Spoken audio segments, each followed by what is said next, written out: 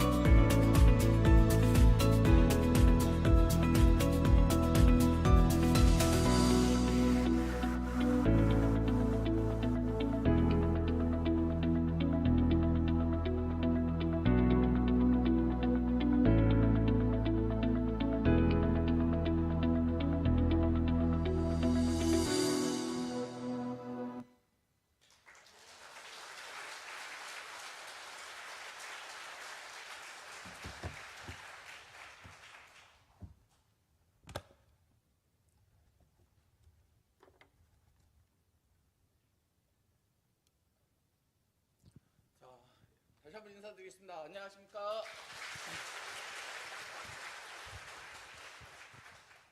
제가 간증을 몇 번 많이 다니진 않아요.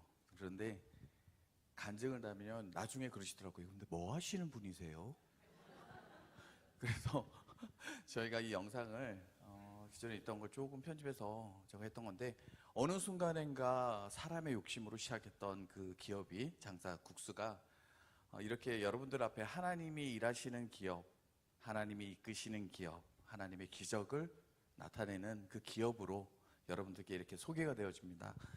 자, 저는 강릉 장칼국수 전문점 프랜차이즈 대표이기도 하고요. 올해부터는 정말 제가 그동안 12년간 해왔던 많은 것들을 강릉시와 함께 저희가 나누기로 했어요. 그래서 많은 어려운 분들이 저희가 갖고 있었던 레시피라든가 노하우 이런 부분들을 가지고 다시 한번 일어설 수 있도록 저희가 많이 이제 약간 좀 코칭 그런 역할을 하는 걸로 올해는 또 주님과 함께, 그러면서 그죠, 뭐 이렇게 어떻게 보면 컨설팅비 이런 걸 받는 게 아니라 안 받고 복음을 전하는 예, 하나님께서 이렇게까지 이끄셨습니다.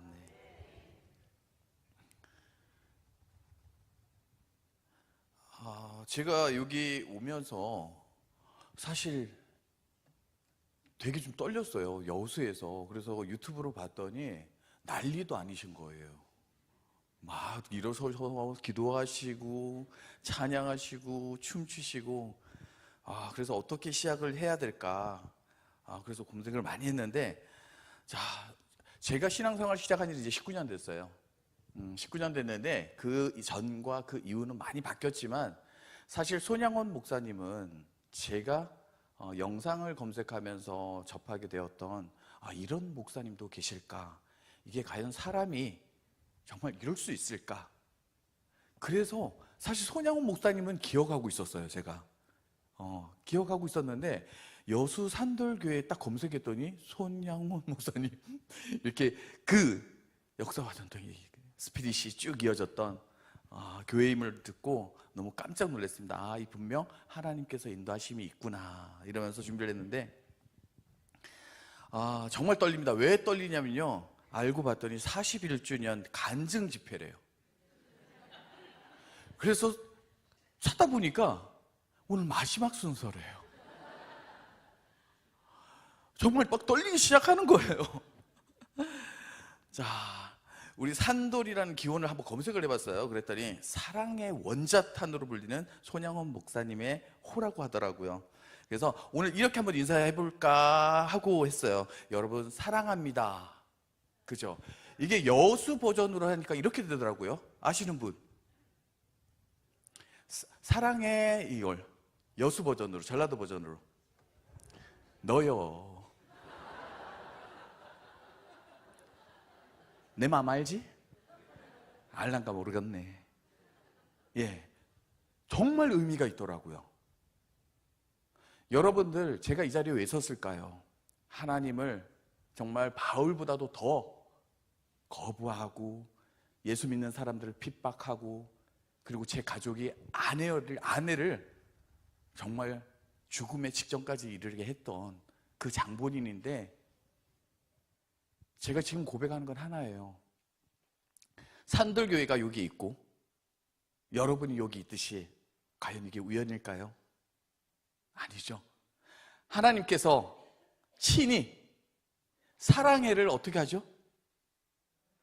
너요. 한 분 한 분 한 분 다 지명해서 불러서 이 자리에 세우셨잖아요. 저 역시도 그 마음으로 정말 이 자리에 하나님을 증거하는 이 자리에 박집사, 오늘 이 시간 너요. 사랑해 너요. 내 사랑하는 우리 가족들이 있는 이곳에서 나의 이야기를 해줘. 그랬었던 것 같습니다. 자, 제가 오늘 여러분들과 나눌 간증의 주제는 순종으로 여는 축복의 길입니다. 흔한 단어죠, 순종. 제일 어려운 게 전 이거더라고요. 지난달, 지난주까지도 저는 불순종의 마음이 있었습니다. 그리고 하나님께서는 그 불순종을 그냥 놔두지 않으시죠. 시련과 환난과 고난을 통해서, 가장 아픈 아킬레스를 통해서 건드셔서 어떻게 해요? 억지 순종을 하시게 하잖아요. 억지 순종의 결과는 뭐죠? 하나님 다 보고 계셨구나. 하나님 함께 하셨구나. 제가 이런 고백을 하게 되더라고요. 오늘 말씀, 어떻게 보면 제가 신한은행에 사실 21년간 다니면서 정말 잘 나갔어요. 네, 연봉 1억 2천, 12년 전에. 그 다음에 실적도 좋고, 그 다음에 신상품, 상품 개발을 했었는데, 마음 한켠에는 정말 성령님의 그 뜨거운 가슴이 쿵강쿵강 뛰고, 네. 그다음에 우리 아이들은 점점 자라면서 그래 40대 조직의 노예가 되는 것이 아니라 하나님의 노예가 되보자라는 그런 마음으로 과감하게 21년 은행 생활을 접고 나왔어요. 나와서 베트남에 이제 비즈니스 선교 겸 베트남 쪽에서 이제 준비를 하다가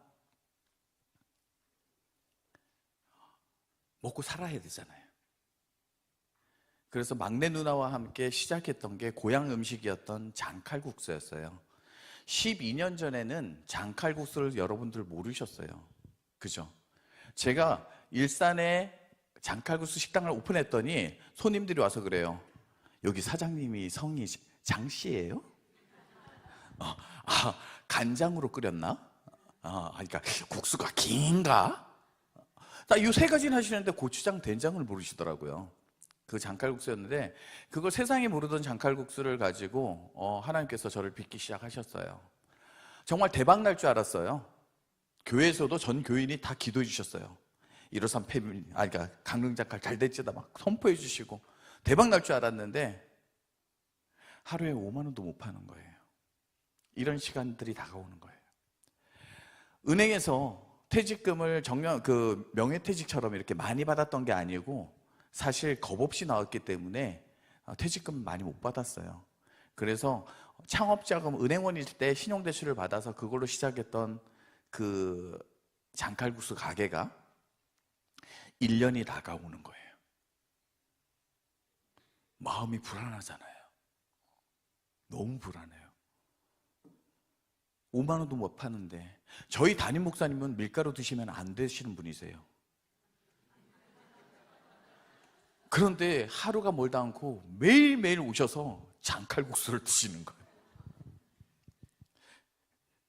목사님의 마음을 참 표현이 좀 약하세요.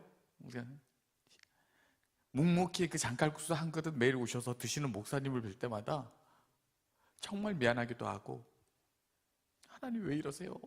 사실 이런 원망의 말도 나오고, 5만 원, 10만 원도 안 되는 걸 파는데 목사님께서 이런 말씀을 주셨어요. 박 집사,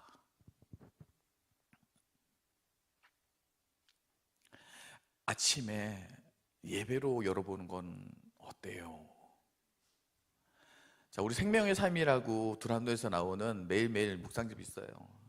거기에 하루 한 장 읽고 잠언 한 장씩 이렇게 해서 예배를 드려보렴 어떻냐고 이렇게 권면해 주셨는데, 은행에서 21년 동안 상품 개발 기획하고 전산하고 이랬던 머리는 어떤 머리냐면요, 이렇게 들어가고 눈으로 들어오면 여기에서 계산기가 쫙 돌고 가상으로 시뮬레이션이 쫙 되면서 이런 것들이 나올 거야.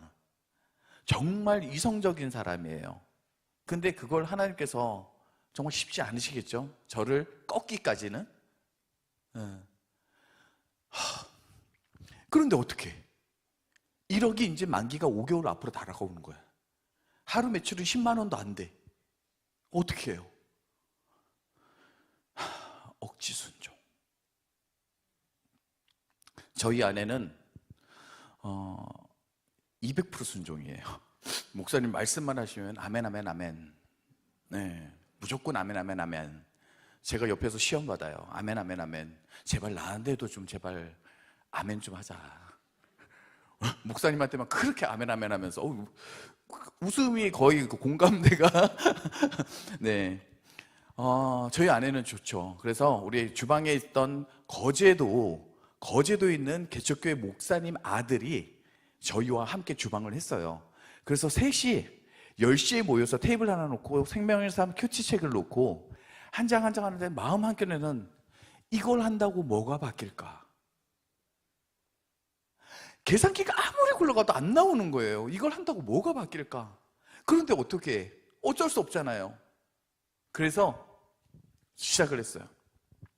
오늘은 축축축축 말씀 나누고, 그 다음에 삶을 나누고, 또 잠언 한 장씩 읽어가면서 잠언에 있는 말씀 또 이렇게 하는데, 한 주, 두 주, 세 주가 딱 지나가니까 눈물바다가 되는 거예요.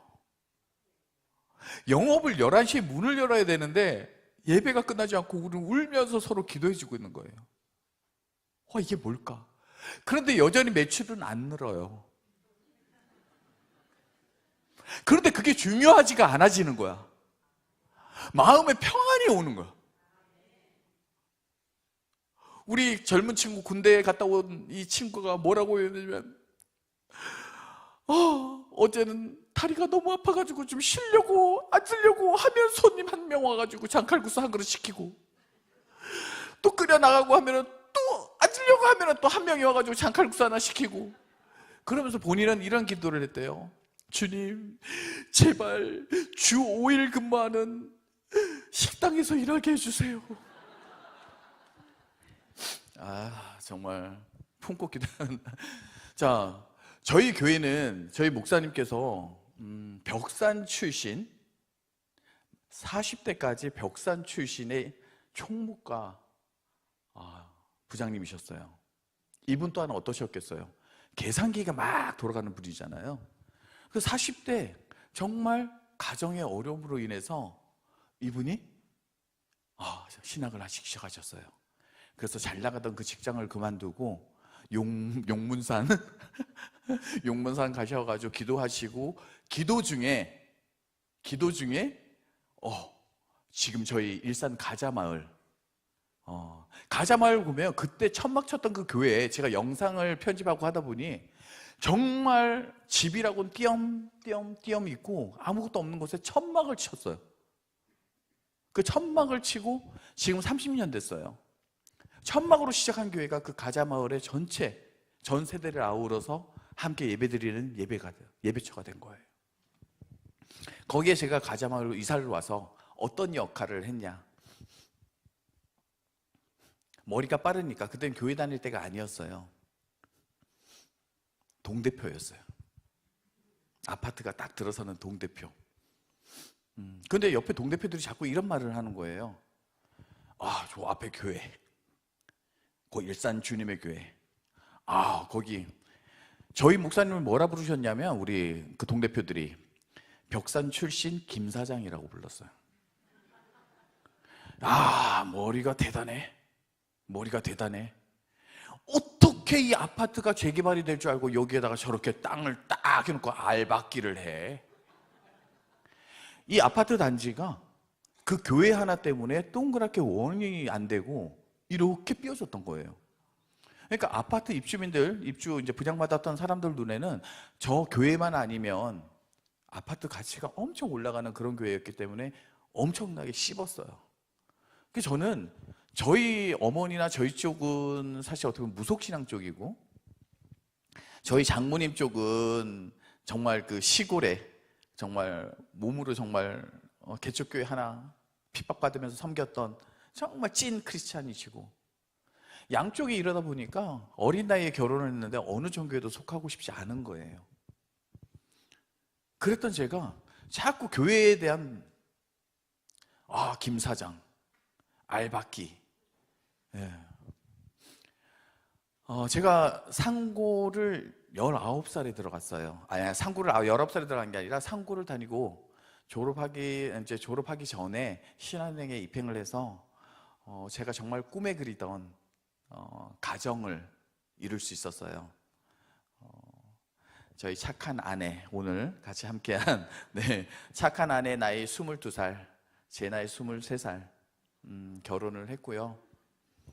저는 사실 제 호적에는 아버지 부 자리에 이름이 없어요. 어머니의 이름이 있지만 자, 감이 오시죠? 제가 홍길동보다 가족이 좀 많아요. 홍길동은 형도 있고 아버지도 있고 이 정도잖아요. 저는 누나가 셋이 있고 형도 있어요. 어머니도 2분이에요. 뭐냐면 저희 누나들의 아버지는 주문진에서 배 타고 갔다가 안 돌아오시고 저희 어머니는 과부가 되시고 저희 육신의 아버지는 어떻게 보면 건달이었어요. 4대 독자로. 결혼을 했는데 애가 안 생기는 거야. 그러니까 이러면서 맨날 술 먹고 건달이었는데 그 건달이 저희 과부였던 저희 엄마를 만난 거예요.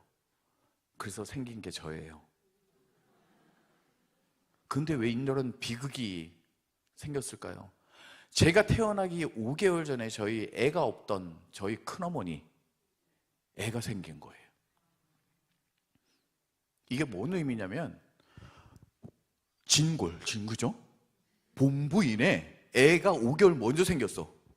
그럼 저는 어떻게 돼요? 태어나지 말았어야 할 존재예요. 이 세상에 저주받은 채로 태어났어요. 큰엄마가 저희 집에 와서 저희 엄마, 저 어렸을 때 기억해 보면 저희 엄마의 머리를 잡고 야 이거 화장녀라 살림살이 다 부수고 성이 다른 저희 막내 누나 우리 엄마한테 왜 그래요 저를 업고 왜 그래요 엄마 4살 5살 등에 업혔던 제 기억 속에 남는 기억이 난 뭘까?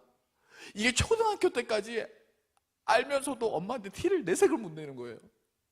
엄마가 얼마나 마음 아플까 싶어서 그렇게 어른 나이로 애비 없는 자식 안 듣게 하려고 그렇게 자라왔어요. 그랬던 저에게 중학교 1학년 장래희망을 쓰는 난이 있었어요. 중학교 가면은 이제 자기 신고 쓰잖아요. 생활기록부에 들어가요. 거기에 장래희망에 뭐라고 썼냐면 당당하게 썼어요. 실업계 고등학교 가서 일찍 취직하고 착한 아내 얻어서 아들, 딸 낳고 엄마 모시고 행복한 가정 만들기. 이게 중학교 1학년 저의 희망이었어요.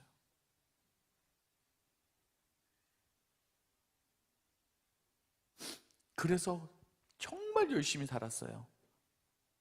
은행에 들어갔지만 저희 아내 22살, 23살 결혼하고 은행 들어갔잖아요. 그리고 나서 그 해 4월에 결혼하고 10월에 첫째 낳고 그 다음 해 9월에 둘째 낳고 딸 아들 낳고 취직하고 엄마 모시고 광명에서 신혼살림을 꾸렸어요. 이렇게 저의 간절했던 희망이 꿈이 23살에 이루어졌어요. 아마 여기 일찍 결혼하신 분들도 있고 가정이신 분들을 보면 정말 우리가 어떻게 보면 신앙이 없을 때 살아야 되는 이유 하나였죠. 처자식이었죠. 우리 남성들은. 그죠? 우리 자녀들. 사실 위에 부모님 때문에 산다고 하진 않잖아요. 나를 비롯해서 나의 아내와 나의 남편과 나의 아이들. 그래서 정말 열심히 살았어요. 그 신앙에서 정말 잘 나갔고요. 어느 날 쭉 지내고 있는데 그 마을에 이사를 왔어요. 그 목사님이 천막 지어놓고 그 아파트 거기 이사를 왔는데 동대표들이 자꾸 알바끼 교회 이러면서 저녁만 되면 그 후레쉬 들고 몰래 가요. 교회에 가서 뭐 하냐면 불법 부분이 어딜까 이런 것들 찍어가지고 저기 신고하고 그러니까 제가 찍고 올리지 신고하지는 않았어요. 저는 그냥 따라만 갔어요. 그랬는데 저희 아내는 사실 교회를 다닐 수가 없죠. 제가 정말 열심히 살고 있으니까. 어느 날 그때 조흥은행하고 합병할 때였어요. 그러니까 전산 IT 쪽을 했으니까 매일 그냥 야근이고 그러잖아요. 월화수목 금금금금 이러면서 그거 하고 있는데 유일하게 일요일 아침에 늦잠을 자는 시간인데 갑자기 없네. 제가 또 이런 말이 있으면 있더라고요. 예전에 이런 과정을 겪다 보니까 우리 옆에 있네라는 말을 많이 했잖아요. 저는 이렇게 해석을 했어요. 옆에 있네. 옆에 있네. 정말 외롭게 자랐기 때문에 아내가 옆에 없으면 제가 불안한 거예요. 내가 없어도 우리 가정을 나 대신 지켜줄 아내잖아요. 아내가 눈에 보이지 않거나 다른 모습을 보면 불안해지는 거예요. 눈을 떴더니 없어요. 이 사람이 어디 누굴 만날 사람 없던데 기다렸더니 나와요. 여기 어디 들어와요. 여보 어디 갔다 온 거야? 그러니까 쓰레기 버리러. 그래. 그 다음 주 또 없네. 이번에 어디? 아니 뭐 또 쓰레기? 이랬더니 아니 그 쓰레기 버리러 갔다가 누구 만나가지고 얘기 좀 하느라고. 수다가 많은 사람이 아니에요. 머리에 느낌이 오는 거예요. 설마 이 여자 이 앞 김 사장이 운영하는 알바끼 교회에 가는 거 아니야? 제가 촉이 엄청나요. 가지 마라. 다른 교회는 몰라도 저 교회는 안 된다. 제가 왜 교회를 거부했냐면요. 믿지 않는 사람은 신문 보도자료라든가 TV에 보면 교인들, 이단들 이런 모습들이 이단이고 뭐고 산단이고 상관이 없어요. 다 예수 믿는 교회, 교인들, 크리스찬, 기독교 다 이런들 한 통이에요. 그런데 전 재산 갖다 주고 가정 다 팽개치고 미쳐 돌아가고 막 집단 자살하고 이런 거 한 번 보니까 저희 아내가 교회를 나간다는 건 그 집단에 소속될 수 있고 결론은 어떻게 돼요? 그 집단에 들어가면 우리 가정부터 망가진다. 내가 목숨같이 했던 내 자식들과 우리 엄마 이렇게 어렵게 만들었던 나의 꿈 이게 무너진다라는 그 생각에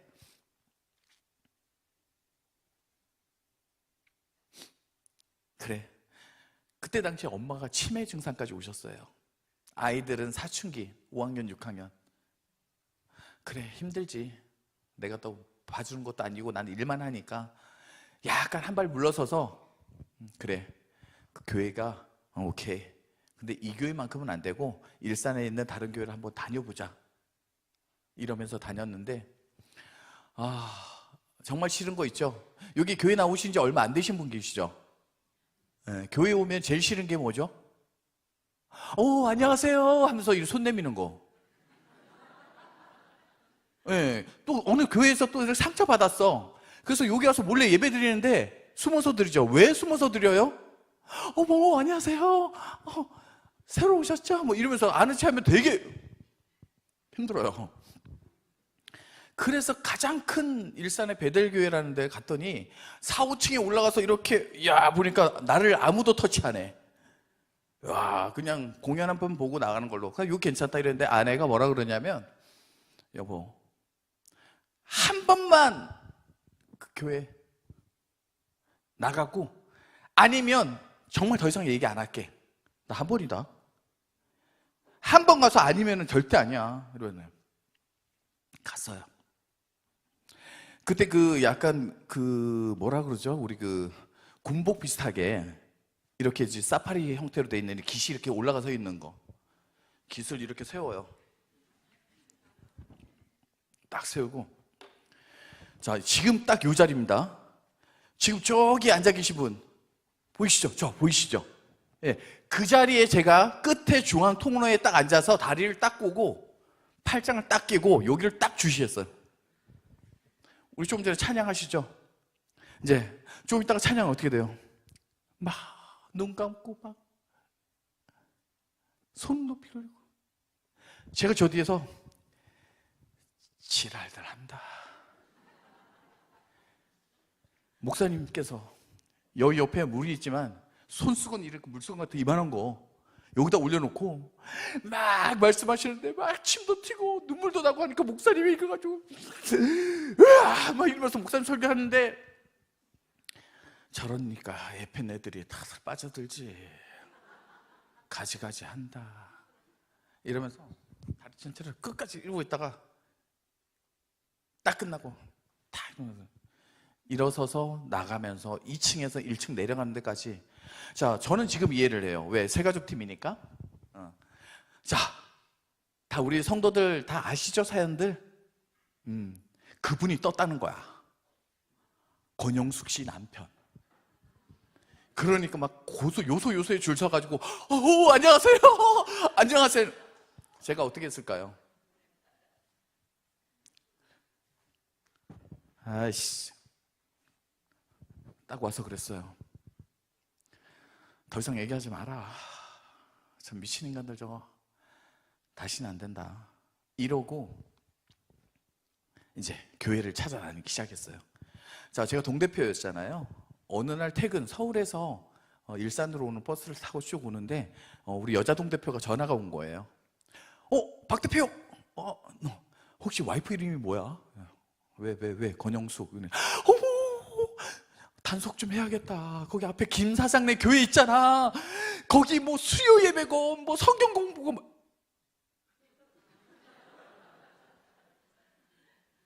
맞아? 그래. 정말 열심히 했나.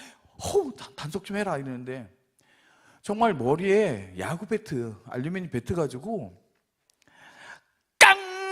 딱 내려치는 것처럼 현직이 쫙 나는 거예요. 드디어 사건이 터졌구나. 어떤 사건이에요? 미쳤구나.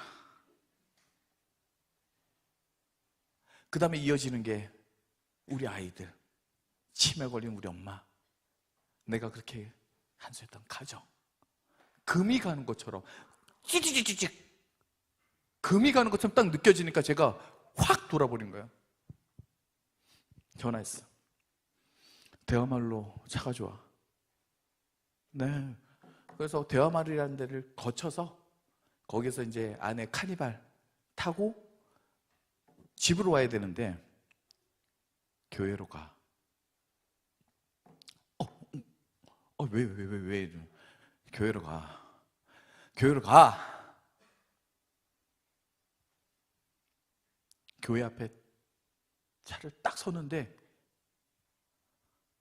와, 지금도 목사님이랑 그런 얘기를 해요. 이게 과연 우연일까? 교회 앞에 딱 섰는데, 뭐 덩치 큰 사람이 옆에 뭘 하나 끼고, 이렇게 해가지고 문을 잠그면서 이렇게 돌아서는 거예요. 그래서 문을 확 열면서, 목사님 죄송합니다. 야, 씨발! 당신이 이 교회 목사야! 당신들이 믿는 하나님이 남의 순진한 아내들 꼬시켜서 이렇게 교회 미치 말고 남의 가족 파탄 내는 게 당신들이 원하는 거야! 씨발 죽여!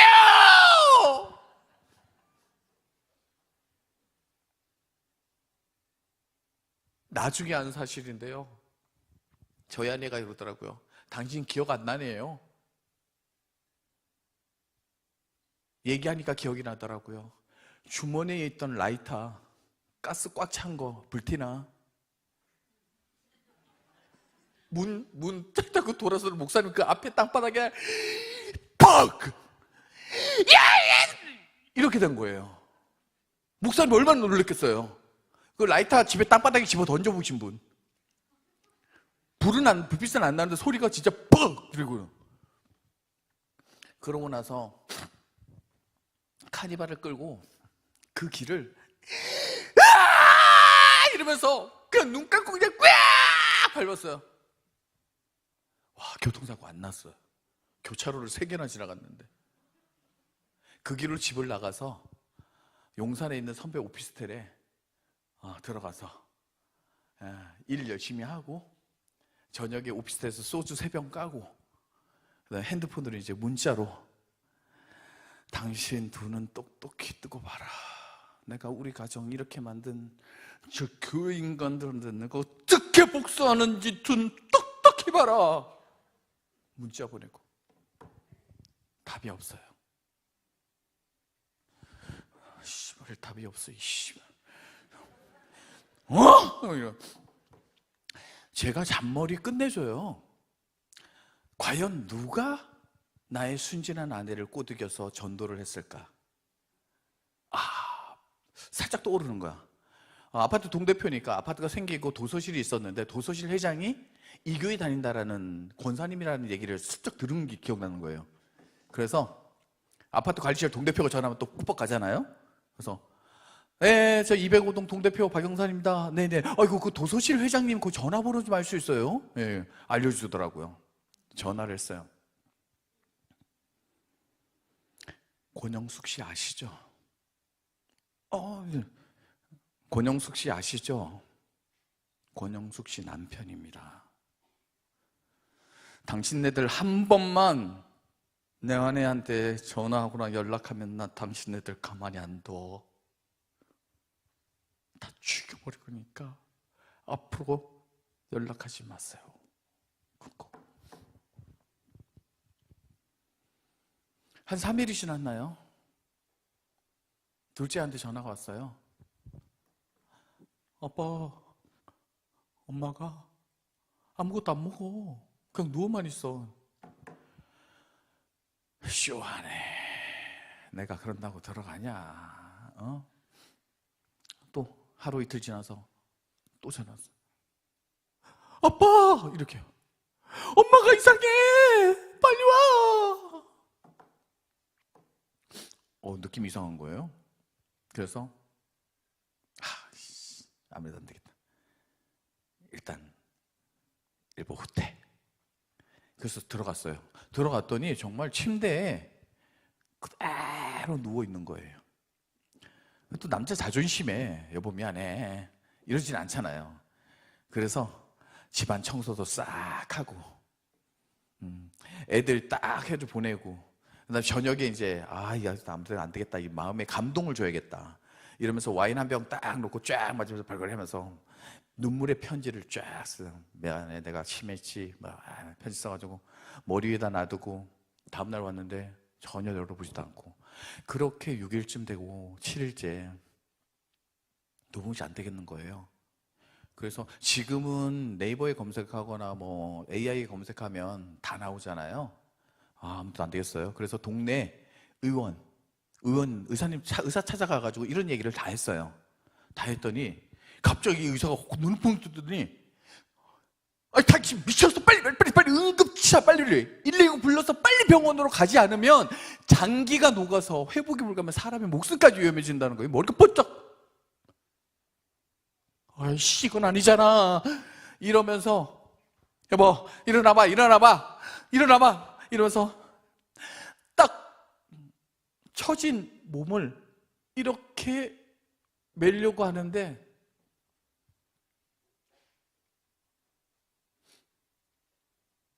시체예요. 시체인데 이 손이, 저는 사실 왜 이 장면만 되면 제가 눈물이 많아요. 이걸 나를 밀치는 힘이 밀치는 게 아니야. 이러면서 미는데 야 이 나쁜 인간아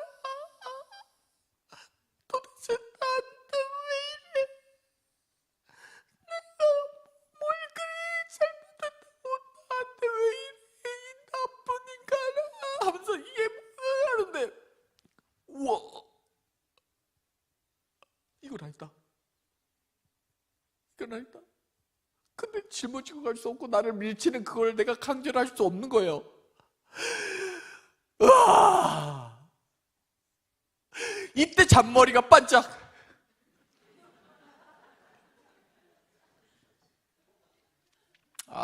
진짜 이것까지 해야 돼?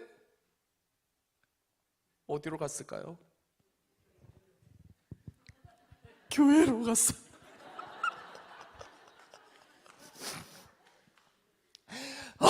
진짜 지하로데 지난번에 그랬잖아. 좀 그만 좀 하세요.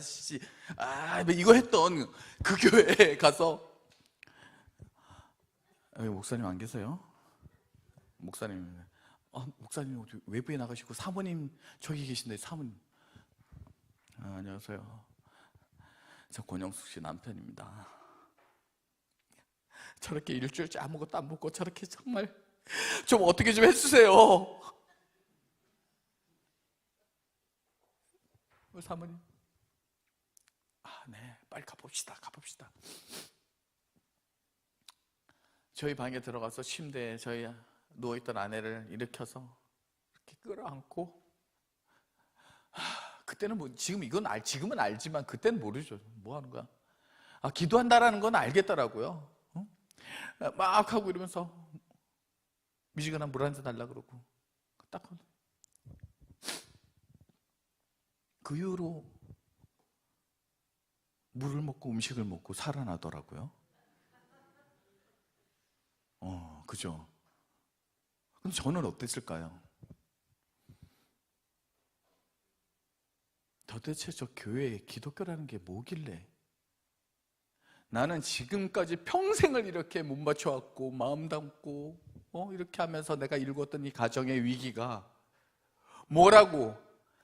저 사람은 나 고등학교 1학년 때 만나서 지금 나랑 살고 있는 게 10년이 15년이 다 돼가는데 나만 바라봤던 저 여인이 죽음 앞에서 기도 한 번 했다고 물을 대? 내가 왜 살아야 돼? 그렇게 열심히 살았던 사람이 제가 삶의 의미가 없어지는 거야. 18. 기독교 18. 교회가 마음대로 해라. 그런데 어느 날 살아난 저희 아내가, 사랑하는이 아니라 살아난, 나는 다 죽어가는데 살아난 저희 아내가 저한테 전화 한 통화를 해요. 여보, 왜? 민경이가 이상해. 큰애 딸인데 민경이가 이상해요. 뭘 떠들었어? 민경이가 이상해요. 그러면서 그럼 어떡하라고? 그랬더니 당신 아버지 학교 한 번만 갔다 오면 안 될까요? 무슨 아버지? 그래! 그냥 아버지 학교. 또 교회에서 하는 거야. 아직도 이런 미친. 아우.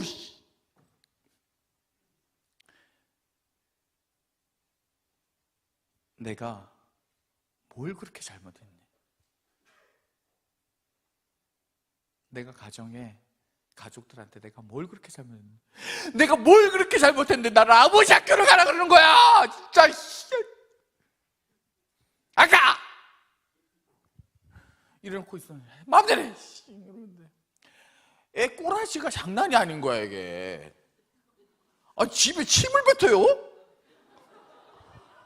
그리고 지 엄마가 문자 몇 개 보냈다고. 약간 우리 요즘에는 이렇게 문자 이렇게 한 3줄 4줄 보냈는데 갑자기 답장 온 게 얘가 요즘 뭐가 이러는데 4글자 딱 답 와요. 쪼잔한 지 엄마는 걱정이 돼서 민경아 이러게 가지고 문자에 답이 쪼잔한 년. 와, 도대체 왜 그러는 거야? 난 열심히 산 지밖에 없는데 왜 자꾸 뭔가가 지금 자꾸 뭔가 금이 가고 뭔가가 지금 제대로 안 굴러가는 거야. 에이씨, 마지막까지 버티다가 토요일에 갔어요. 아버지 학교에. 여기도 아버지 학교 하시죠? 거기 가면 약간 동물의 왕국처럼 이렇게 세로 줄무늬 티셔츠를 입고 연배 많으신 분들께서 막 찬양하시면서 막 맞이해 주시고 커피 타다 주시고 막 이래요. 그 테이블별로. 참 나이와 상관없이 가지가지들 한다 진짜. 그러면서 거기서 다리 꼬고 앉아가지고 이러고 있는데 보통 전반부 후반부 이렇게 하고 있는데 찬양 뭐 이렇게 하고 뭐 이렇게 간증 같은 거 하고, 후반부에는 강사님께서 이제 강사를 하는데 아버지의 영향력이라는 주제로 강의를 하시는데 쭉쭉쭉쭉쭉쭉 드러나가는데, 분명히 나는 아버지가 없었기 때문에 아버지는 어때야 된다라는 걸 어떻게 그렸냐면, 제가 외갓집이 주문진이에요. 주문진은 바람 많이 피고요, 남편이 배 타러 나가면 아내는 바람을 피고 남편은 배 타고 갔다가 들어오면 돈이 있잖아요. 육지에 머무는 동안 노름을 내요. 술과. 그 가정이 정말 개판이에요. 나는 노름하지 말아야지, 바람 피지 말아야지, 아이들한테 모든 걸 반대로 하는 거야. 반대로. 그걸 아버지의 그걸 만들어서 그렇게 아이들을 키웠는데 이게 금이 가기 시작하는 거예요.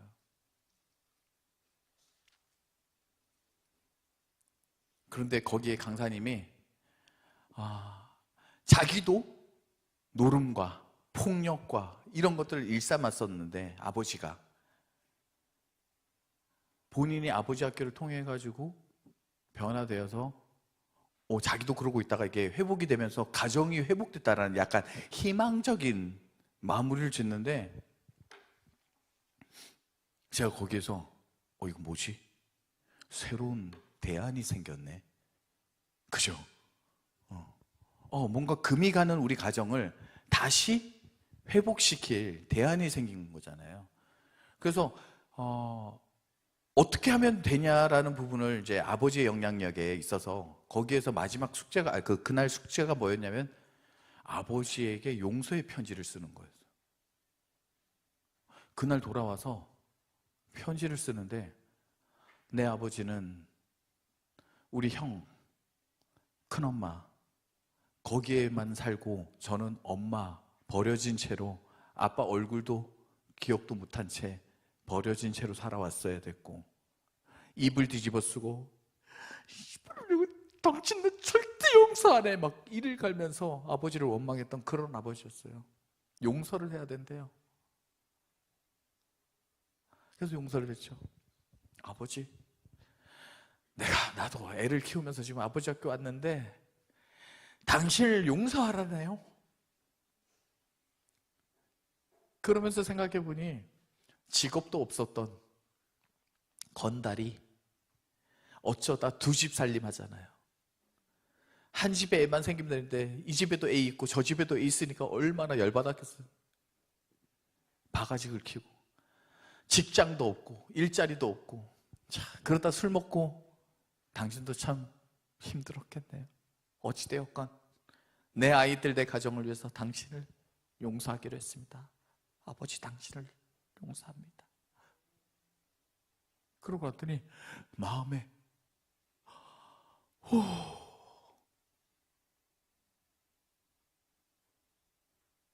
그 다음날 제가 어디 갔을까요? 교회 갔어요. 제 발로 교회 가서 아까 거기 맨 끝자리가 아니라 그 앞에 한 칸 앞에 앉아가지고 찬양과 기도와 말씀이 뭔 소리인지 뭔 내용인지도 모르는데 눈물이 막 쏟아지는 거예요.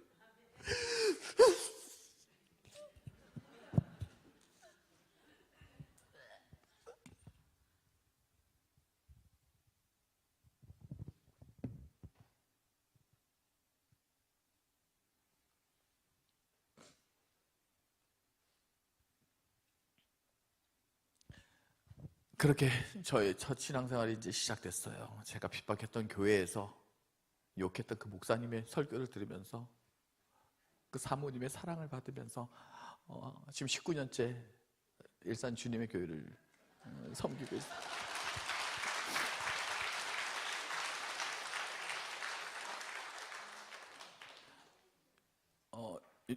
보통 보면 해피브리지, 알파 이렇게 해서 새신자 이런 프로그램들도 있고 그게 끝나면 회복 수련회 막 이러는 거 가잖아요.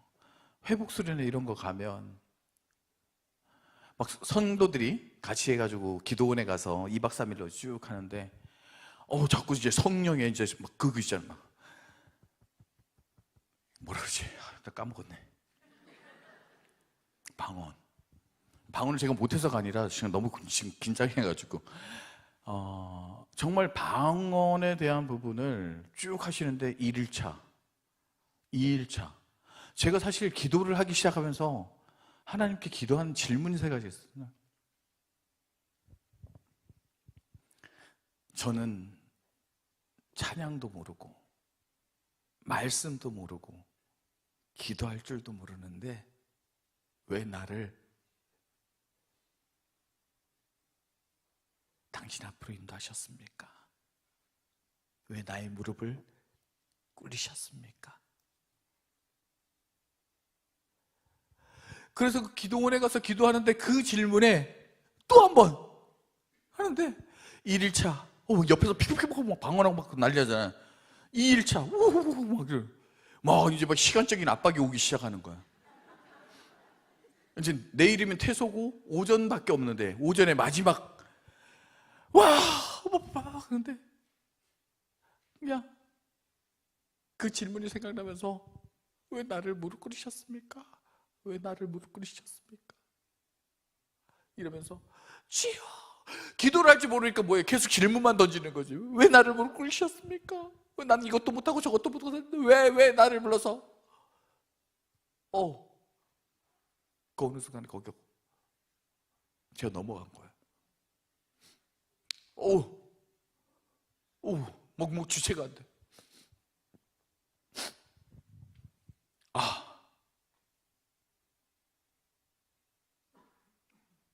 너요. 정말 그 시간 보내고 신앙생활 쭉 하다 보니까 이제 40대 내 길을 가자. 이제 그러면서 나와서 아까 장가갈고 시작했다고 그랬잖아요. 처음에 참 못 팔고 이렇게 했어요. 이제 어느 순간인가 성경을 하다 보니까 그 성경 말씀에 2월달 말씀에 뭐였냐면 요한복음 21장의 말씀을 보면 베드로가 이제 우리 지금 딱 이 시기죠. 주님이 십자가에 못 박혀 돌아가시고 그 다음에 이제 거기 부활하시고 이제 사라지신 거죠, 그죠? 그리고 제자들은 갑자기 믿고 따랐던 예수님이 죽었고 그 묘에 갔더니 사라졌고 희망이 없잖아요. 그래서 어디로 갔어요? 다시 고향으로 가서 배에 올라서 그물을 던졌죠. 그 요한복음 21장 말씀이 뭐였냐면 그 아침에 예배드리는 말씀이 21장 말씀 묵상이었어요. 빈 그물을 새벽 내내 끌어올렸던 베드로를 딱 그거 하는데, 신앙생활하면서 제가 이 식당을 운영하면서 뭐 직장생활하면서 모든 것들이 그 빈 그물을 끌어올리는 내 모습으로 딱 보이면서 눈물 떠올라. 이런데 예수님께서 베드로야 배 오른편으로 그물 던져라. 그래야 그물 던졌더니 힘이 많은 물고기가 걸려 올라오고 153마리 그물이 찢어지지 않고 정말 하나님이 나한테 딱 말씀하시는 것 같아요. 그 길로 제가 어디로 갔죠? 목사님한테 찾으러 갔죠. 목사님. 장사하네, 박 집사님. 아니, 오늘 말씀 보는데 이 말씀에 제가 오늘 감동되어져서 목사님께 신이, 안 그래도 우리도 오늘 아침에 말씀 보면서 박 집사 생각이 났네. 목사님께서, 제가 아는 단골 손님이 서울 남대문 근처에 상가를 가지고 있어서 저를 자꾸 그쪽으로 오라고 하는 거예요.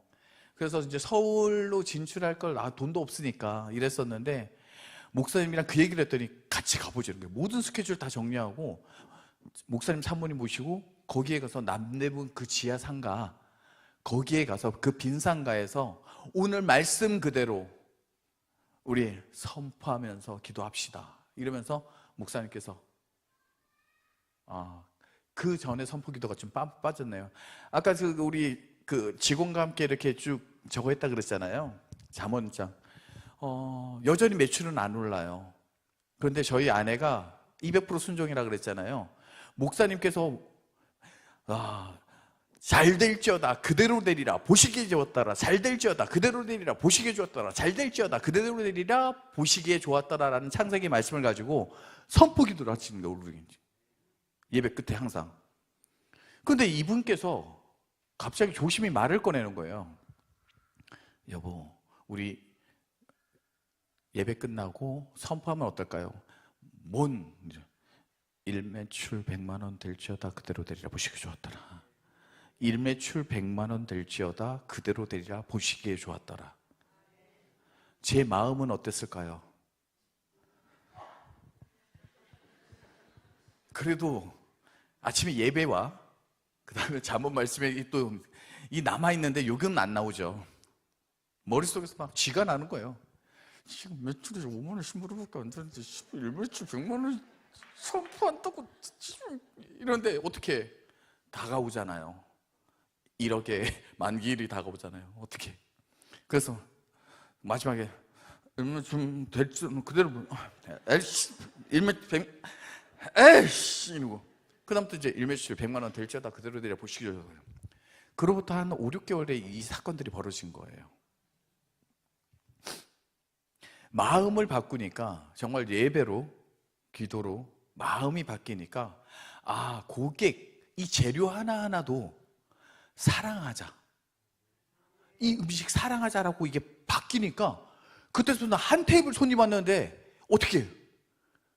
음식 내주고 애 받고 애랑 놀아주고.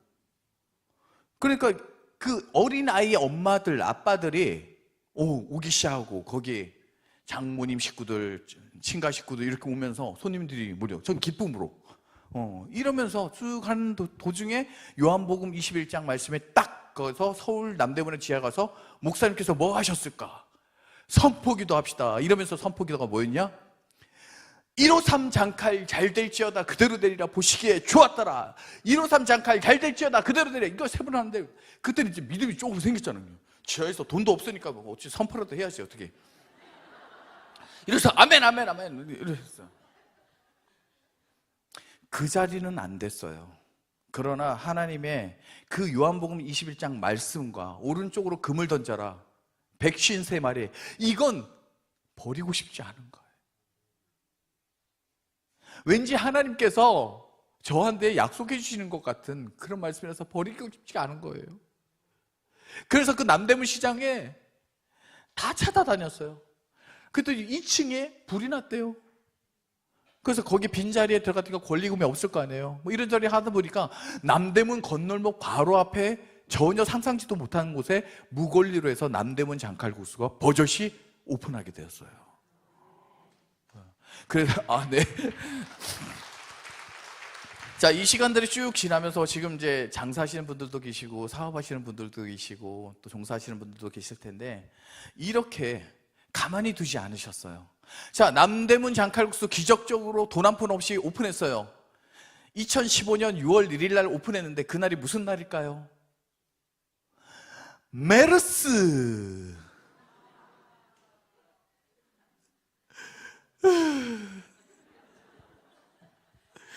그 많던 남대문 앞에 손님이 하나도 없어. 무릎 꿇고 다시 회복하고 일회용 앞치마, 그 다음에 마늘 튀겨가지고 손님들한테 메르스에 마늘이 좋답니다, 일회용 앞치마 좀 하면서 이렇게 했더니 2015년 9월 추석에 방송을 탔어요. 제가 방송을 탄 게 아니라 백종원 씨가 3대 천왕에서 강릉 지역에 있는 장칼국수를 소개한 거예요. 그러면서부터 저희가 이렇게 미리 했잖아요. 고객 메르스 때 줄 서기 시작하는 거예요. 그러면서 지금까지 줄 서다가 이게 지금까지 이뤄왔던 남대문 장칼국수 모태가 되었던 거예요. 그러니 어떻게 해요? 해봤잖아요. 또 마포에다 오픈하고 또 을지로 종로 쪽에도 오픈하고 막 이렇게 했는데 오픈할 때마다 뭐예요? 하나씩 빵빵 터지는 거야. 뭐 미투 사건이라고 해가지고 회식도 없어지고 을지로 해가지고 저녁에는 술도 팔아야 되는데 뭐 별걸 다 생기니까 정말 매장 생길 때마다 기대하고 열었는데 무릎을 꿇고 엎드렸어요.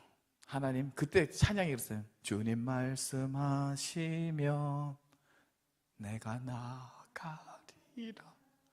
주님 뜻이 아니면 제가 멈출게요. 이렇게 받아들이고 그리고 또 마음 담아서 하다 보니까 또 손님들이 알아주고 몰리고 이렇게 쭉쭉쭉 하다가 최근에 뭐가 왔어요? 코로나 왔어요. 그러니까 너무 힘든 거야. 거의 한 7년 막 8년 막 이러니까 너무 힘든 거야. 대출은 점점 늘어가죠. 우리 아내 명의로 또 대출 늘어가죠. 막 이러니까. 그때 말씀이 오늘 말씀이었어요.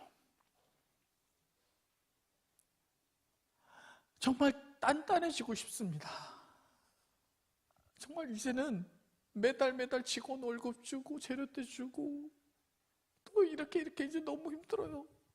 명절인데 직원들 떡값 한 푼 못 주고 탈탈 털어서 서비스 받아가지고 5만 원씩 지어줬더니 명절에 강릉 가서 부모님께 드릴, 장인 장모께 드릴, 조카들한테 줄 10,000원짜리 한 장이 없어서 가야 되나 말아야 되나 매 명절 때마다 이제 그만하고 싶어요. 이랬는데 이 말씀 보여주십니다. 어떻게 해요? 견고히 서리라. 그럼 견고히 서고 싶은 게 제 지금 간절한 마음인데 어떻게?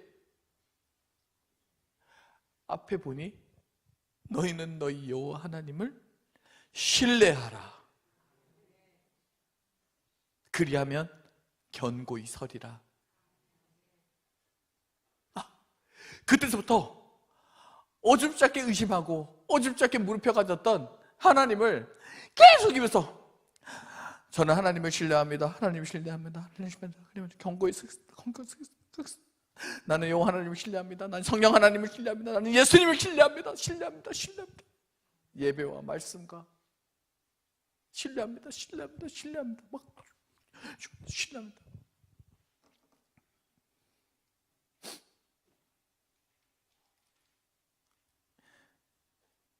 코로나가 정말 다행스럽게 잘 넘어갔어요. 그래서 그때부터 프랜차이즈 사업을 시작했어요. 제가 무슨 사업을 시작할 때 여러분들 오해하지 마세요.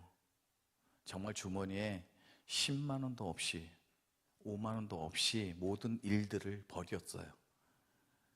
저희 어머니께서 저를 항상 보고 하신 말씀이 있어요. 너는 날개도 없는 것이 날려고 그러냐.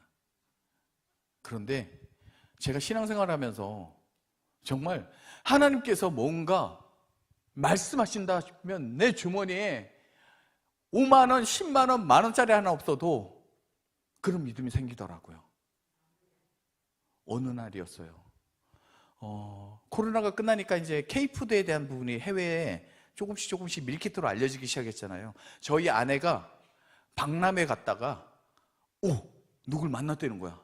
알고 봤더니 장로님인 거예요. 미국 LA에 있는 장로님인데 그분이 거기 153 패밀리 거기는 뭐 하는 곳이요? 이러면서 요 표철 보고 말을 거셨고 장칼국수는 아이고 우리 믿는 사람들이 잘 돼야 돼요 이러면서 거기 있는 바이어 부스 다 소개시켜 주다가 미국의 80개 슈퍼 체인을 가지고 있는 가장 큰 H마트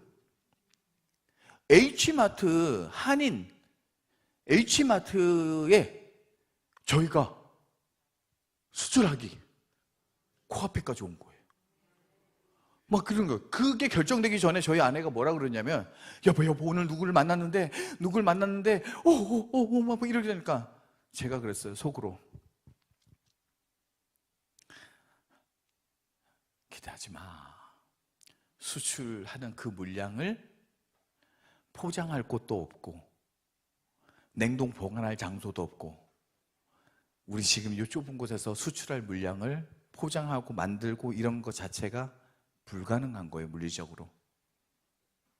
그래서 저는 뭐 했냐면 그래도 장로님을 통해서 H마트에 됐잖아요. 그러니까 준비를 했어요. 아내한테는 그렇게 얘기해놓고 그 동네에 찾으러 다닌 거야. 뭘 찾으러 다녀? 공장 자리를. 뭐가 필요해요? 프랜차이즈 사무실, 그죠? 그 다음에 제조실, 그리고 또 포장실, 보관 장소. 이렇게 하니까 500평의 공간이 필요한 거야.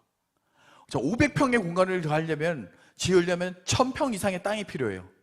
그래서 그 인근에 막 물으러 다녔어요. 결론은 뭐냐? 얼마가 필요해? 60억. 땅이 있고 그 땅을 용지 변경하고 그걸로 거기에 건축허가를 내서 설계해가지고 짓는데 얼마 걸려요? 1년에서 1년 반 걸려요. 다음 달에 물건을 이제 확정이 되는데 제 주머니에 얼마? 법인 통장에 500만 원밖에 없는 거예요. 근데 60억이 있어야 되는데 실질적으로 이 일을 진행하려면 얼마가 있어야 되냐면 30%의 자기 자금이 있어야 돼요. 36, 18, 18억이 있어야 되는데 저는 500만 원밖에 없어요. 분명히 하나님께서 열어주신 길인데 어찌 현실은 너무 아닌 거야. 그래서 또 손들었어. 느낌은 하나님이 하신 것 같은데 저 500만 원밖에 없고요. 18억 구할 수도 없고요. 1년 기다릴 수도 없어요. 몇 프로 포기했을까요? 정말 99% 포기하고 1%는 남겨놨어요. 마음 한켠에 그래도 하나님이시니까 그러면서 반포기한 채로 이러고 있다가 그때 두란노에서 저게 나왔어요. 제 이 회사 모든 진행 과정을 가지고 허기진 내 인생에라는 책을 결정짓는 그 미팅을 끝나고 오는 길에 제 아는 분이 경매 물건을, 그래서 제가 여기 만두 공장을 그 근처에 하고 있었는데 임차로 만두 공장 멀리 벗어나면 안 되는데 박 대표 여기 한번 경매로 나왔는데 한번 봐봐. 그래서 주소를 딱 보니까 우리 만두 공장 근처인 거예요. 그래서 가봤죠. 정말 깜짝 놀랐어요. 만두 공장 임차 공장의 뒷 건물인 거예요. 일반 창고, 판넬 창고가 아니라 철근 콘크리트조로 9년밖에 안 된, 우와, 4층짜리 건물인데요. 120평이 있고요, 100평이 있고요, 100평이 있고요, 60평이 있고요. 이거 미치는 거야. 갑자기 이게 나도 모르는 게 뻥 나와. 와, 가슴이 막 뛰기 시작해. 이 건물을 정말 500만 원 가지고 한 달 만에, 시간은 한 달밖에 없어요. 물어봤더니 경매에 올라가서 유찰됐대요. 23억에서 유찰돼서 16억 5천만 원에 시작하는 거예요. 와, 16억 5천. 그러면 경매를 참여하려면 10%의 자기자금 입찰 보증금이 있어야 돼요. 그럼 1억 6,500이죠. 500만 원밖에 없어요. 자, 뾰르르 지나갔어요. 당일이에요. 이제 내일이면 경매 받는 당일에 제가 어디로 갔을까요? 교회 목사님 찾아갔죠. 목사님 앞에 무릎 꿇고, 목사님께 모든 걸 저는 사실 공개를 해요. 그래서 목사님 기도와 또 급할 때는 또 성도들과 함께 기도해 주시고 하는데, 목사님께서, 사모님께서 또 얼마나 우리 사정을 아니까 또 기도를 많이 하셨겠어요. 사모님 목이 다 쉬었어. 목사님께서 그러더라. 박 집사, 경매 어떻게 해보려고 그러냐. 예, 목사님. 어떻게 준비가 됐으니까 지금 해보려고요. 그러면 입찰가를 얼마를 쓰겠냐? 저한테 물으시는 거예요. 그래서 저는 정말 16억 5천부터 시작하니까 정말 싸게 사잖아요. 1억이 어디예요? 그래서 이걸 싸게 받았으면 좋겠는데 한켠에 계산기를 좀 내려놓자.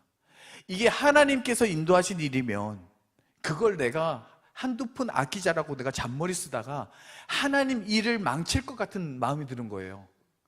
그래서 줄 만큼 주자. 20억.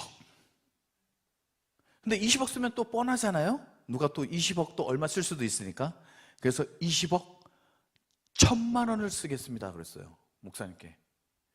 목사님 20억 1,000만 원 쓰겠습니다 이랬더니 목사님께서 박 집사, 우리가 그래도 선포한 게 153 아닌가. 그래도 153 패밀리 기업인데 하나님께서 이렇게 만들어주셨으면 우리가 믿음으로 20억 1,530만 원을 써봅시다. 안 웃으세요? 이쯤 되면 믿음이 오늘 어마어마하신데? 이쯤 되면 웬만하면 다 웃으세요. 20억 1,530만 원을 쓰는데 530만 원을 더 쓰는 거잖아요. 저는 아깝지 않았어요. 목사님과 사모님께서 기도하시면서 20억 1,530만 원, 아멘, 아멘, 아멘, 그렇게 하겠습니다. 다음날 갔어요. 이제 입찰서에 금액만 남겨놓고 있는 거야. 그런데 그때 새로 온 성도들, 새 가족, 남편이 믿지 않고 아내와 함께 왔는데, 이분이 누구냐면 경매 물건 전문 브로커예요. 그러니까 막 정보를 쫙 해주면서 본인이 막 전문 분야니까 막 분석해주고 막 이러더니 그날 휴가를 쓰고 그날 경매장에 왔어요.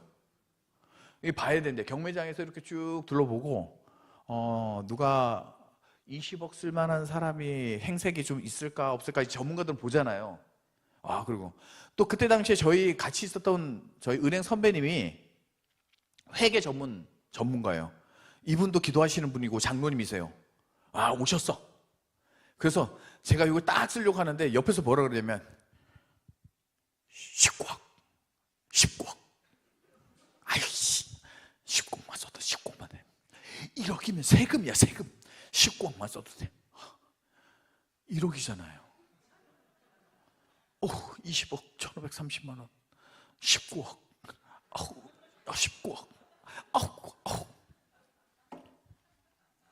20억 1,530만 원. 1시간 동안 기다리고 있었어요. 1시간 이제 사건 번호 몇 번. 자, 3명이 나왔더라고요. 자, 153 패밀리 박영산 대표님, 20억 1,530만 원 맞습니까? 네. 옆에 누구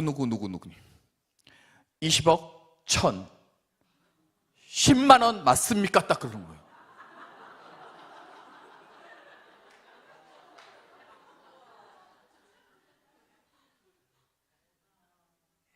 제가 목사님께 얼마 쓰겠다 그랬죠? 20억 1,000만 원 쓰겠다고 했어요. 그 순간 판사 앞에서 주님! 할렐루야! 우리 뒤에 같이 계시던 우리 아는 분들이 할렐루야! 경매장에서 할렐루야 사태 벌어지고 또 문자를 보냈나 봐. 카페에서 이제 경매 시간이 막 이제 발표 시간이 나오니까 다들 놀랬대. 갑자기 목사님 사모님이 이 문자를 보더니 갑자기 할렐루야! 이러니까 갑자기 교회 난리가, 카페에 난리가 아닌 거예요. 근데 그 순간 제가 이런 마음이 들더라고요.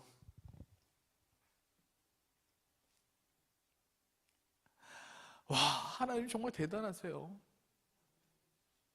여러분도 한 10년, 15년 정도 되면 이제 알 거 알고 다 아시잖아요. 이쯤 되면, 저쯤 되면, 아시잖아요. 저도 이제 약간 그런 게 생기더라고요. 자, 이런 위기가 찾아오면, 기도해 주세요. 기도하겠습니다. 그 수많은 기적들 가운데 저도 이제는 무뎌지는 거예요. 정말 그 수출, 갑자기 나타난 그 건물, 이거 아니면 제가 하나님 앞에 무릎 꿇었을까요? 제가 그 사건 때문에 제 발로 파주 오산리 기도원에 가서 예전에는 기도원에 왜 갔을까요? 집 나간 아내를 찾으러 일대 기도원을 뒤졌어요. 지금은 제가 스스로 답이 없으니까 500만 원밖에 없는데 이 20억이 넘는 이 건물과 지금 당장 일어날 수출과 이런 것들이 답이 없잖아. 답이 없으니까 어떡해. 제 발로 기도원을 찾아가더라고요. 그 주일 저녁에 가가지고 3시간 돌파 기도 새벽 기도까지 막. 근데 그 발표가 딱 나는 순간 뭐가 와? 이 정도 돼야 박 집사가 물죠. 이 정도 미끼가 돼야 제가 반응하죠. 그러면서 고백했던 게, 주님 원하셨던 게 저였습니까? 어쩌다 이러는 건 아니었는데 너요.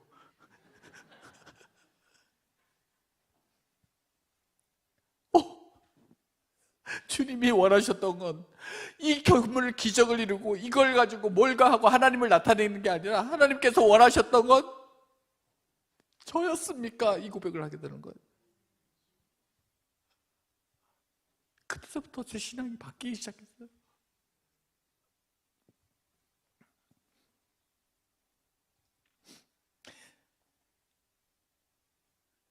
하나님께서 어느 정도인지 제가 이 잔머리가 무너졌냐면 거기에서 19억 써가지고 떨어졌어요.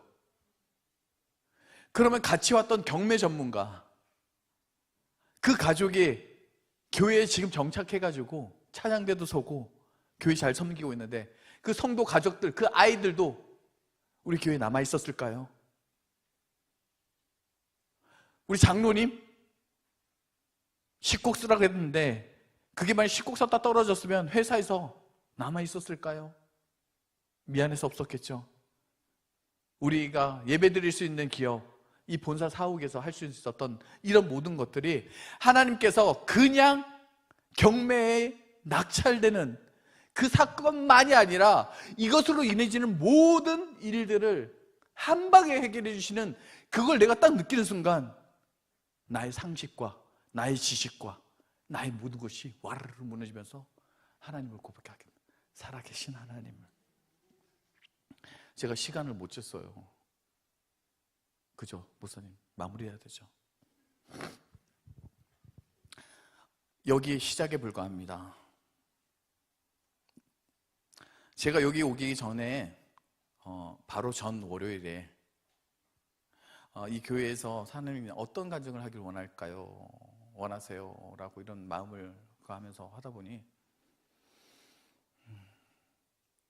지금 회사가 되게 힘들어요. 지금 우리 여기 다 계신 분들, 사업하시는 분들, 장사하시는 분들, 내가 웃는 게 아니야. 참 우리 교회라는 곳이 세상의 모든 짐을 내려놓고 감춰놓고 웃는 게 그죠? 회사도 정말 힘들어요. 부도 직전까지 갔어요. 이 모든 상황들을 견디면서 제 안에 스트레스가 많았나 봐요. 몇 번의 가슴 조임 현상이 있었어요. 그래서 지지난주 예배 때 일부 예배 드리고 가슴이 와서 응급실에 혼자 갔어요. 그래서 응급실 상황은 넘어갔는데 심장내과에 가서 검사를 좀 다시 한번 해보래요. 그래서 예약하고 심장내과에 가서 호르몬 피입 검사하고 그리고 CT를 촬영했는데 검사 결과가 관상동맥 3개 중에 한 혈관이 70%가 막혔대요. 정말 위험했대요. 그래서 바로 이 스텐트라는 그 혈관을 늘려주는 망을 넣는 시술이 있어요. 그 시술을 권하는 거예요. 바로 하겠습니다. 그런데 어떻게 돼요? 더 미룰 수 없으니 월요일, 바로 직전 월요일, 이번 주 월요일로 잡았어요. 그리고 목사님 사모님께 이제 말씀드렸고, 그리고 거기에 감기까지 온 거예요. 이게 수술 중에 하면 안 된대요. 그 감기약을 얼마나 먹어놨는지, 항생제랑 애가 몽롱몽롱해요. 그러면서 주일 예배 드리고 저녁 예배는 참석 못한 채 이제 몸을 약 먹고 다스리고 있는데, 지난주 주일 저녁 예배 때 목사님과 사모님과 온 성도와 아이들까지 박영산 집사, 이 지금 심장 시술해야 되는 그거 정말 수술 잘 되게 해달라고, 아무 부작용 없이 잘 되게 해달라고 그렇게 온 성도들이 아주 기도를 했대요. 월요일에 병원에 입원해가지고 저 꼽고 이렇게 누워있는데 안에 핸드폰에 불이 났어요.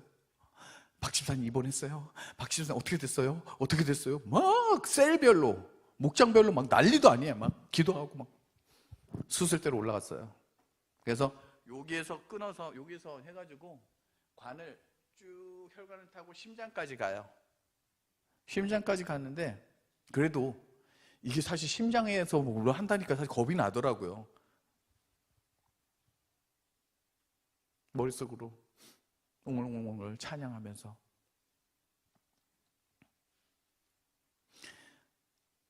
조영제라는 그 약을 더 추가로 주입하면서 이 압을 재나 봐요.